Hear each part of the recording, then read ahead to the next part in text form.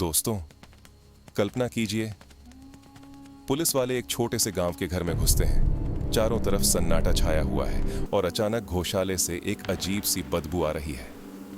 सीमा नाम की औरत वहीं खड़ी है, गायों को चारा डाल रही है, जैसे कुछ हुआ ही ना हो।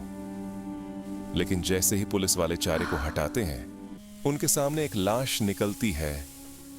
वो लाश उसके अपने पति राहुल की है, जो सिर्फ 5 दिन पहले जिंदा था। सीमा का चेहरा सफेद पड़ जाता है, लेकिन वो अभी भी झूठ बोल रही है। ये कोई फिल्मी सीन नहीं, बल्कि मध्य प्रदेश के एक सच्चे गांव की वो खौफनाक घटना है जिसने पूरे देश को हिला दिया। आज हम खोलेंगे इस अनकही सच्ची कहानी की पूरी डिटेल, जहां पत्नी ने प्रेमी के साथ मिलकर पति की हत्या की, शव को घर के गौशाले में गायों के चारे के नीचे छुपाया और खुद उसी घर में रहकर पुलिस को चकमा देती रही। हमारी कहानी शुरू होती है मध्य प्रदेश के एक छोटे से गांव से, जहां राहुल नाम का 30 साल का साधारण किसान रहता था।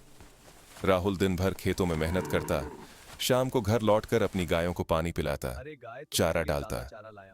उसके पास 2 छोटे बच्चे थे और पत्नी सीमा, जो 28 साल की खूबसूरत और पढ़ी लिखी औरत थी।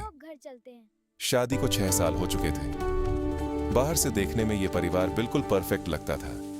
बच्चे स्कूल जाते, घर में गायें चरती, राहुल खेत से अनाज लाता। लेकिन अंदर ही अंदर एक खतरनाक साजिश पनप रही थी। सीमा का दिल गांव के ही राकेश नाम के युवक के लिए धड़क रहा था। राकेश उसका पुराना दोस्त था। दोनों मोबाइल पर घंटों बातें करते, मिलने के प्लान बनाते, जबकि राहुल को शक तो था, लेकिन वो चुप रहता क्योंकि परिवार टूटना नहीं चाहता था।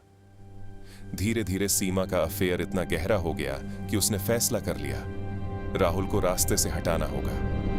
वो राकेश से बोली, अगर हम साथ रहना चाहते हैं तो हमें राहुल को मारना होगा। राहुल को क्या? मारना ये पड़ेगा। पागलपन है सीमा। राकेश ने एक हमारे लोकल पास गुंडे कोई को और रास्ता नहीं है। 50,000 रुपए में हायर कर लिया।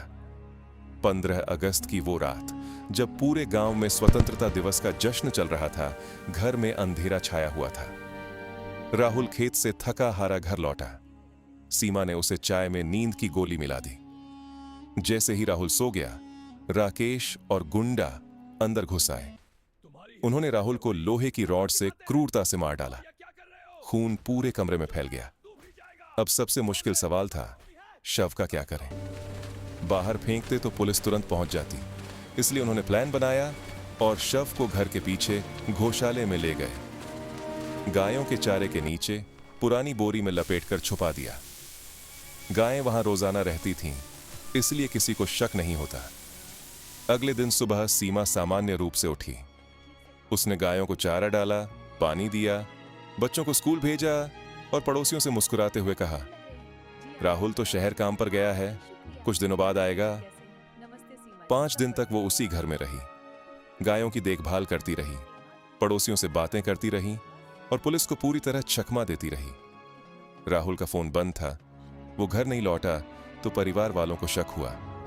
उन्होंने पुलिस को सूचना दी। जब पुलिस घर पहुंची तो सीमा रो रो कर कह रही थी, मेरे पति को लुटेरों ने मार लिया होगा। लेकिन पुलिस को घर में खून के हल्के निशान मिले। गौशाले की तरफ जाते ही गायों की वजह से वो अजीब बदबू आई। पुलिस वाले ने चारे को हटाया तो शव सामने आ गया। सीमा का चेहरा सफेद पड़ गया, फिर भी वो झूठ बोलती रही। इंटरोगेशन में आखिरकार सीमा टूट गई। उसने कबूल किया, मैं राकेश से प्यार करती थी, राहुल मुझे पसंद नहीं था। हमने प्लान बनाया था। राकेश और गुंडा भी पकड़े गए। लेकिन सबसे बड़ा ट्विस्ट ये था कि हत्या के बाद सीमा उसी घर में 4-5 दिन तक रही। गायों को चारा डालती रही, बच्चों को संभालती रही और पड़ोसियों को चकमा देती रही। बाद में वो थोड़े दिनों के लिए भाग भी गई, लेकिन पुलिस ने उसे ट्रेस कर लिया। No! Let me go! Stop right there! Seema, it's over! You won't take me! You're under arrest! Court में केस अभी चल रहा है। सीमा और राकेश पर हत्या, साजिश और सबूत मिटाने के आरोप लगे हैं। यह कहानी सिर्फ एक हत्या की नहीं है, यह विश्वासघात, लालच और क्रूरता की सच्ची कहानी है। एक मां होने के बावजूद सीमा ने अपने बच्चों के पिता को मार डाला।